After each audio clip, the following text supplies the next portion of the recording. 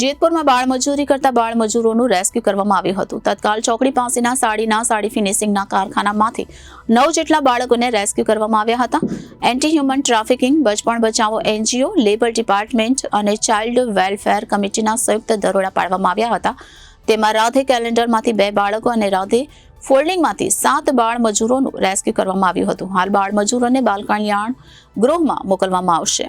જેતપુરમાં બાળમજૂરી કરતા બાળમજૂરનું રેસ્ક્યુ કરવામાં આવ્યું. તત્કાલ ચોકડી પાસેના સાડી ફિનિશિંગના કારખાનામાંથી 9 જેટલા બાળકોને રેસ્ક્યુ કરવામાં આવ્યા. એન્ટી હ્યુમન ટ્રાફિકિંગ, બચપણ બચાવો NGO, labour department, child welfare કમિટીના સંયુક્ત દરોડા પાડવામાં આવ્યા. બાળમજૂરો પાસે બાળમજૂરી કરવામાં આવતી હોવાની માહિતીના આધારે આ દરોડા પાડવામાં આવ્યા હતા, જેમાં બાળમજૂરી કરાવતા શખ્સો સામે કાયદેસરની કાર્યવાહી શરૂ કરવામાં આવી છે. રાધે કેલેન્ડરમાંથી 2 બાળકો અને રાધે ફોલ્ડિંગમાંથી 7 બાળ મજૂરોનું રેસ્ક્યુ કરવામાં આવ્યું હતું.